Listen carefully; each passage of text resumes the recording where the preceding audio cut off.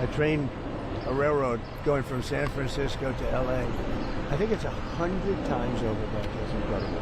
One of the most incompetent things. That's Newsom. And why do they keep funding that? I think we're not going to. In fact, a little bit of a story. We're not going to fund that anymore. It's out of control. First of all, it doesn't go where it's supposed to. It's supposed to go from L.A. to San Francisco. Now, because they don't have any money, they've spent, 30, 40 times more than it was supposed to spend. And they made it much shorter because it no longer goes into the cities. It stops miles outside of the cities. Because if you were a builder and you went 34 times over the budget, you would be fired, right? If you went one time, if you went a half a time over the budget. There you go. So see what they're doing? They're unwrapping the sand. It's all pure sand. Along those lines, and if it weren't pure sand, they would eat away at the metal. Right. Mr. President, with the rail funding in California, will your recent dust-ups with Governor Newsom impact additional wildfire relief out there? They've requested $40 billion. Sure, maybe. The man's incompetent. He shouldn't have fires like that. You clean the floor of your forest, and you won't have any forest fires. You know, Austria has very, very flammable trees. They don't have forest fires because they clean the floors. They maintain their forests. Good impact. You know, hatred is never a good thing in politics. When you don't like somebody, don't respect somebody, it's harder for that person to get money if you're on top. But he's done a bad job. How will you ensure that... I'll tell you one thing, if I didn't bring in the military to Los Angeles, you wouldn't even have a seat. You probably wouldn't be here. You'd be covering the riots in Los Angeles. And we got a great ruling, as you know, yesterday from the judge. Yeah, absolutely.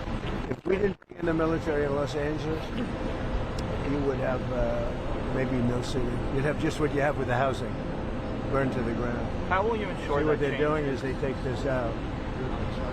With the ruling yesterday, does that mean Israeli Prime Minister? Well, go ahead. You're going to ask him. Yeah. Well, with the ruling yesterday, does that mean you're more empowered to send National Guard to other cities as well, maybe New York? I don't think more empowered. I always thought I was empowered. It would be a shocking ruling.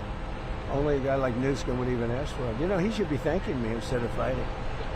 Newsom wouldn't have a city right now. It would be burning to the ground. You'd have people running all over, throwing rocks. Did you see them breaking up the concrete? Because we caught the bricks. They were bringing bricks, heavy bricks, red bricks, by the bag, 5 or 6 big bags. The guys strong guys that could hardly even carry them. They're going to hand them out to people to throw at the police.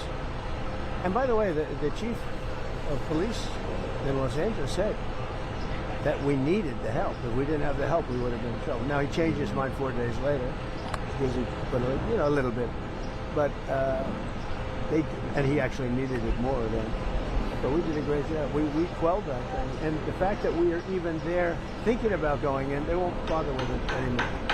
They'll go someplace else, but we'll be there too. We'll be wherever they go. We're going to be. Did you see the Maine numbers for immigration? Yeah, great numbers. 0. Yeah, we had 0. Did you see that, everybody? Yeah. You were going to ask that. 0. I was going to ask that. She's on our side. Because most people don't want to ask her. Well, she told earlier, Brian, you see the main numbers. It's 0. 0, yeah. How is that even? Because we really have a tight border. Now, we have let a lot of people in, but they came in legally. They actually have to take a little test, and they have to say, I love America, minor things like that. Mr. President, can you talk about extending TikTok again? Yeah, we'll be extending it. We're going to extend it. We're going to probably make a deal. I think we'll need China's blessing on it. And I think they'll bless it. How was Prime Minister Carney towards you? Very good. Yeah. It couldn't have been nicer. We enjoyed the Canada stay a lot. And I had to come back, obviously, for what's happening in the Middle East. But I got everything done. He's a good man. I think Carney's a good man. Very well, a good representative of Canada. You think he's liked by the people? I think so, yeah. Mr. President, have you given the Iranians an ultimatum? You could say so. Yeah. They know what's happening. Maybe you could call it the ultimate ultimatum, right? What essentially was that, though? Oh, I don't want to say it. Look, give me a break. What about the Paramount deal? I would say the elder. She's doing great. She's doing great. She's really enjoying it. Barron's enjoying it.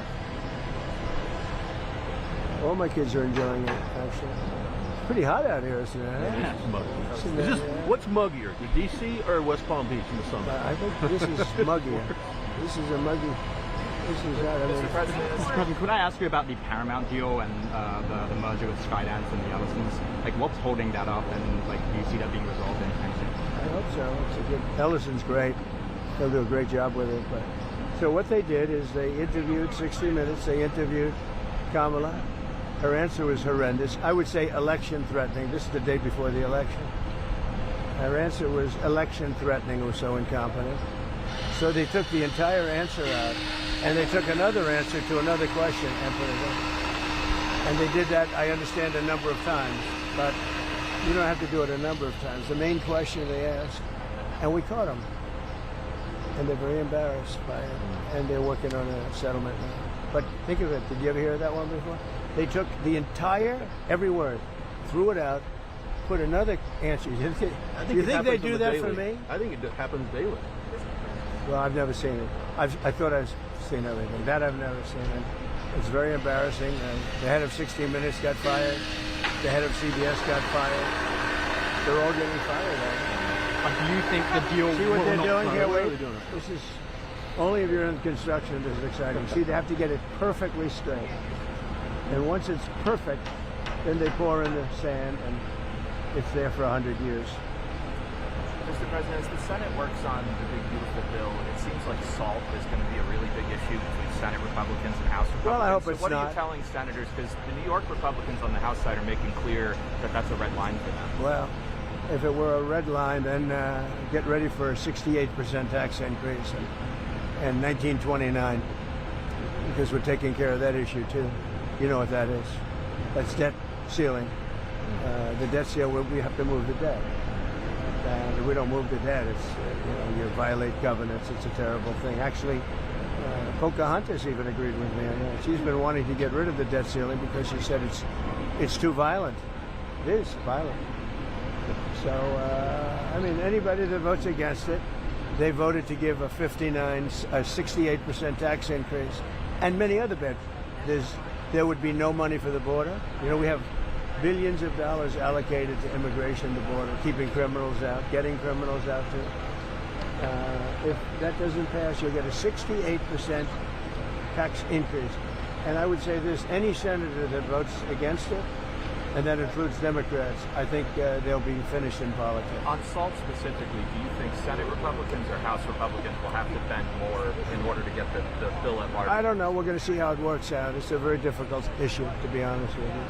It's very difficult, and I understand both sides, but we'll just have to see. Hopefully a compromise or something's going to be made, but it's a very difficult issue. But remember that, people say, what do you think? 68% tax, so all those numbers I told you, how well the economy is doing, it all gets wiped out. You would have the largest tax increase in history by far, by 3 times, if they don't get the big, beautiful deal. I always say the great, big, beautiful deal. I put the word great in there. They took that out. It's going to be great, big. If we get that passed, it'll be the best, one of the greatest pieces. And that's just the beginning of a lot of things that are going to happen. Because we're going to get numbers down. We're going to get them way down. But that's the beginning. That's our big first step. But that's the most important piece of legislation. In terms of dollar value and everything else, there's nothing as big as that. Speaking of they thought that might be 7 or 8 bills. It's all in one. Speaking of taxes, starting in July 1st, California is upping their tax on gasoline again per gallon. I mean, that's...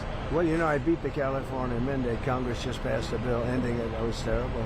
So what they were saying, everybody by 2030 has to have an electric car. And people don't want it.